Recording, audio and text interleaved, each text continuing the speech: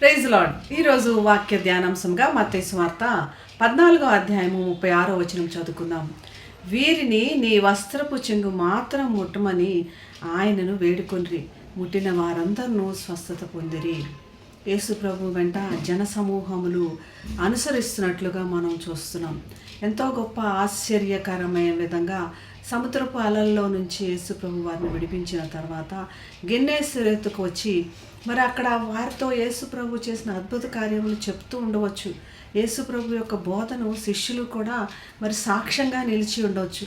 వీరిని అనుసరించి బహుజన సమూహము ఆయన వెంట వచ్చి వారికి కూడా ఆశ్చర్య కార్యములు, స్వస్థత కార్యములు కావాలని ఎదురు చూస్తున్నారు. ఎంతో గొప్ప సమూహం ఉంది కాబట్టి కేవలము ఆయన వస్త్రపు చెంగులు మూలలు మాత్రం ముట్టినా చాలు, ఆయన ప్రతి ఒక్కరిని తాకలేరు, ప్రతి ఒక్కరి గురించి కూడా చేతులుంచి స్వస్థత ఇవ్వలేరు అన్న విధంగా వారి విశ్వాసము అంత గొప్పగా ప్రదర్శిస్తున్నారు. ఆయనను ముట్టిన వారందరూ కూడా ఎవరికి కూడా స్వస్థత ఆపలేదు, అందరికి కూడా స్వస్థత ధారాళముగా ఇవ్వబడింది. మలాకి ప్రవచించినట్లుగా మరి మెస్సయ్య నీతి సూర్యుడు వస్తాడు, ఆయన మెస్సయ్యగా వస్తాడు, ఈ మెస్సయ్య రెక్కల మీద స్వస్థత తెస్తాడు అని చెప్పిన విధంగా యేసు ప్రభు యొక్క వస్త్రపు చెంగులో కూడా స్వస్థతని మనం చూస్తున్నాం.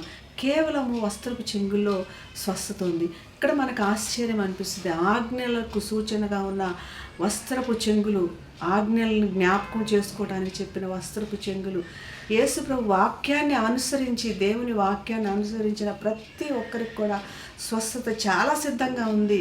ప్రతి ఒక్కరి మీద వచ్చి యేసు ప్రభు వచ్చి చేతులుంచి స్వస్థతని ఇచ్చినా కూడా మరి నువ్వు ఆజ్ఞల పైన, వాక్యం పైన నువ్వు ధ్యాస ఉంచి వాటిని అనుసరించినా కూడా నీకు స్వస్థత ఉందని, మరి ఏ భేదము లేదు, ప్రతి ఒక్కరికి కూడా దేవుని యొక్క కార్యములు ఉచితంగా ఇవ్వండి అని కూడా మనం చూస్తున్నాం.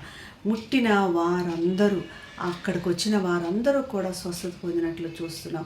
మనం దేనికోసం ఎదురు చూస్తున్నా ఈరోజు దేవుని యొక్క కార్యమును మనం అందుకున్నాము, రిసీవ్ చేసుకున్నామని దేవుని స్తుతించి కనపరుద్దాం, ప్రార్థన చేసుకుందాం. మహాగండవైనసే నేను స్తుతించి ఆరాధిస్తున్నాం ప్రభా.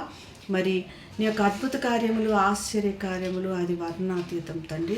చూచే కన్నులు గ్రహించేటువంటి కృపను మాకు దయచేయండి ప్రభా.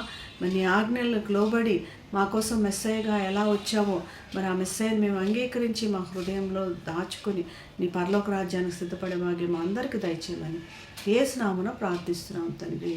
ఆమేన్. Have a blessed day. God bless you.